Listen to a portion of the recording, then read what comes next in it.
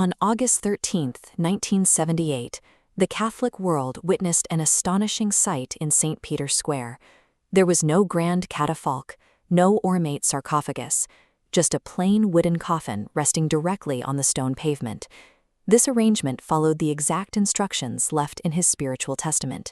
He wrote, "I would like to be buried in the earth with a simple stone, no monument for me." During the funeral mass, an open book of the Gospels was laid atop the casket. A gentle breeze caught the pages, turning them freely in the wind before the thousands gathered to mourn. This stark humility belonged to a naturally shy, contemplative man, whose vocation placed him at the center of the modern world's most public storms. Young Giovanni Battista Montini was a frail child from Brescia, possessing a quiet but intense spiritual life shaped by his mother's devotion to the Rosary. He was ordained a priest on May 29, 1920, a date the Church now celebrates as his feast day.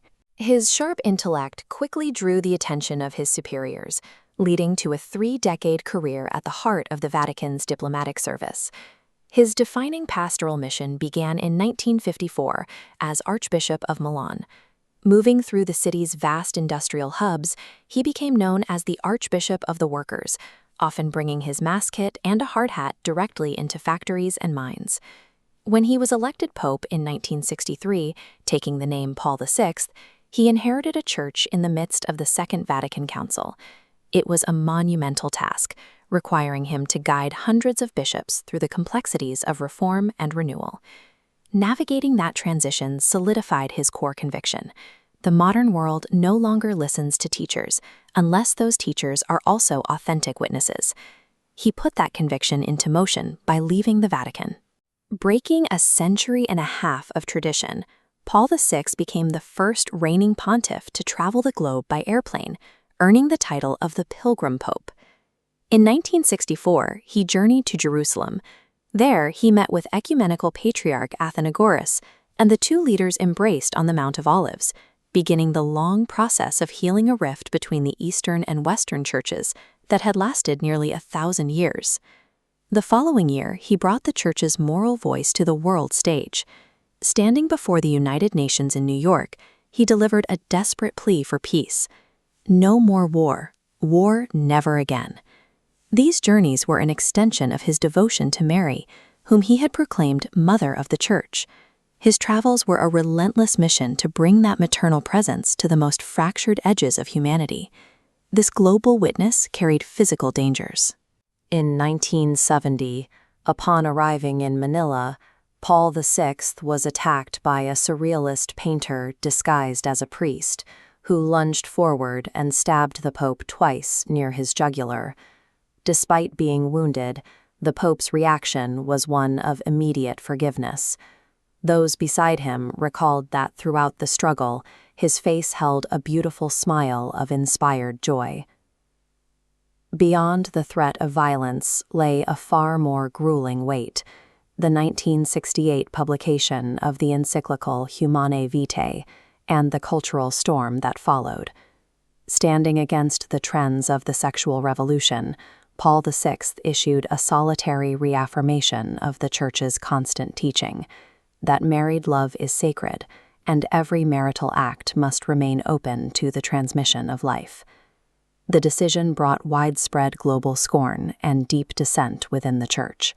He bore this loneliness and the smoke of Satan entering the temple of God with such deep agony that he never published another encyclical for the remainder of his life. Paul VI accepted this reputation-shattering cross, choosing to suffer the world's rejection to remain a prophetic defender of human dignity. Years later, that earthly suffering was answered by a powerful heavenly signature. When it came time to confirm his sanctity, the miracles recognized by the Church were deeply tied to the very cause for which he had suffered. The first miracle involved a boy in California. Diagnosed with grave complications in the womb, the child was saved after his mother refused an abortion and instead entrusted her pregnancy to the intercession of Paul VI. The second miracle began in 2014 with Vanna Pirinato. At 13 weeks, her waters broke prematurely, and doctors repeatedly warned her of an inevitable miscarriage, suggesting she terminate the pregnancy. Vanna and her husband Alberto traveled to the shrine in Brescia that Paul VI had loved as a child. There, just days after his beatification, they begged for the new blessed's help. On Christmas Day 2014, a healthy baby girl named Amanda was born. The healing was ruled medically inexplicable, leading the Church to name Paul VI the protector of the rising life. For the Pope who defended human life at great personal cost, heaven's confirmation came through the protection of the most vulnerable. In 2018, Pope Francis formally canonized Paul VI, elevating the weary pilgrim to the altars of the Universal Church. His entrance into eternity occurred on August 6, 1978, the Feast of the Transfiguration. He had prepared an address for that day about Christ's dazzling light, writing, "We are called to share such great glory because we are partakers of the divine nature." Today, his feast is celebrated on May 29th, the anniversary of his priestly ordination, forever honoring the humble servant before the sovereign pontiff. We give thanks for a heroic shepherd who bore witness to the beauty of following Christ totally. St. Paul VI, pray for us.